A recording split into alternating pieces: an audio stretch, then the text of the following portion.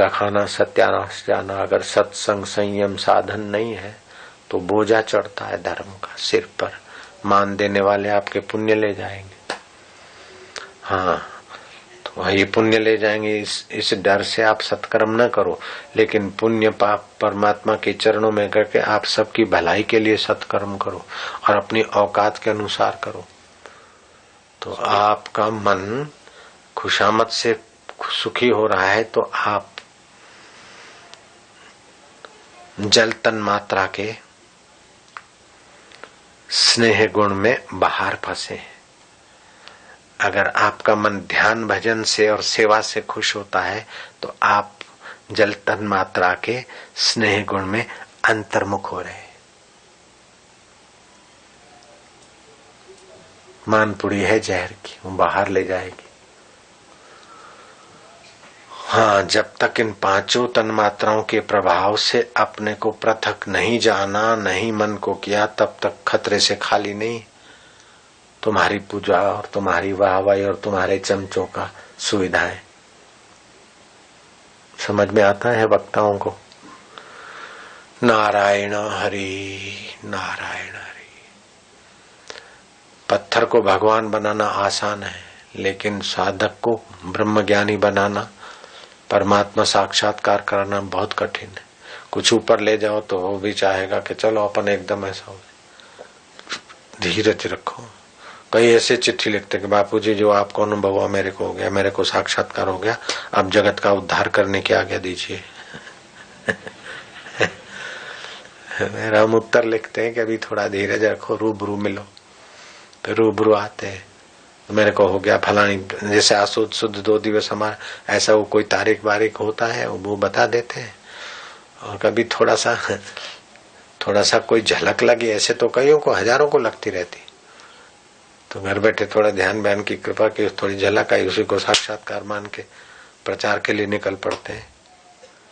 तो ये तो जब तक गुरुत्व आकर्षण नियम के चीज पार नहीं जाती तब तक गिरने का डर रहता है। ऐसे ही इन 5 तन्मात्रा और 3 गुणों के प्रभाव से आप अपने पार स्वरूप को नहीं जानते, तब तक सावधान रहना पड़ता है। बहुत ऊंची समझ की जरूरत है, ऊंचे त्याग की जरूरत है, ऊंचे ज्ञान की जरूरत है।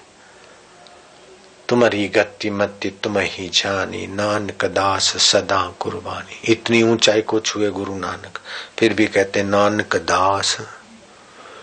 और जो पूजवाता और यूं आशीर्वाद करता उसको दास कहने को कहेगा, लेकिन नानक जी ने तो हृदय पूर्वक कहा होगा। नारायण हरि नारायण हरि।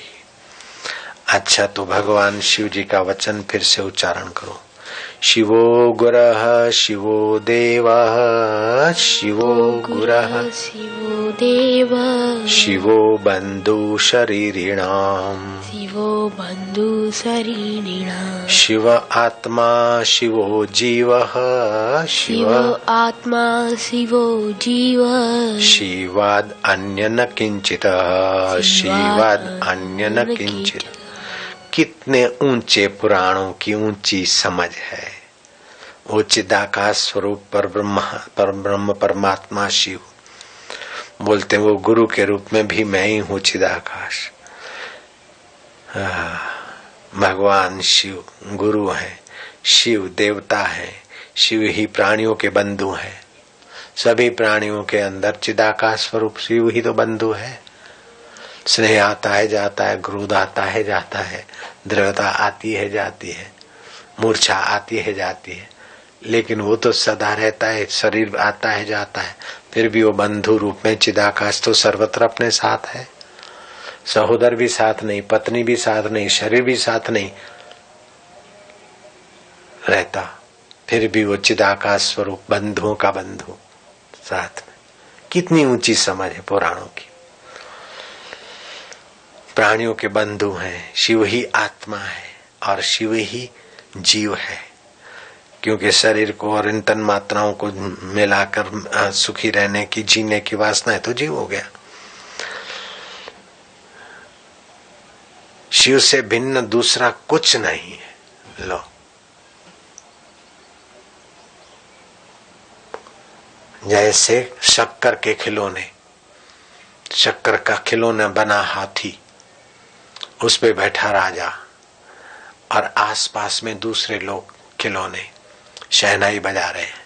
शहनाई वाले की शहनाई को जरा चबा लो स्वाद खांड का, और राजा का हाथ तोड़कर उंगली तोड़कर मुंह में डालो तो स्वाद खांड का। हाथी की सूंड को जरा चखो तो, और उसकी पूंछ को चखो तो स्वाद खांड का। और राजा साहब को थप्पड़ मार के उसका कान खींच के उसका टुकड़ा मुंह में डालो तो स्वाद खांड का आएगा। सब खांड ही खांड है। ऐसे ही सब एक चिदाकाश स्वरूप ईश्वर ईश्वर है, ये खाली आकृतियां भिन्न भिन्न दिखती है। इस प्रकार का चिंतन करने वाले का मन शत्रु के प्रति उद्विग्न नहीं और मित्र में आसक्त नहीं। शत्रु और मित्र की गहराई में अपने चिदानंद रूपा शिवोहम शिवोहम। इससे बड़ा उपदेश तो हम जानते नहीं। और मुझे तो लगता है कि इतना उपदेश अगर पच जाए और आत्मसात कर ले तो देवता तुम्हारा दीदार करके अपना भाग्य बनाने को भी तत्पर हो जाएंगे। गंधर्व, किन्नर, यक्ष, ये ऐसा ऊंचा भगवान शिव तत्व का ज्ञान है। ओम सहना भवतु सहनौ भुनक्तु सह वीर्यं करवावहै तेजस्विनावधीतमस्तु मा विद्विषावहै। ओम शांति शांति शांति।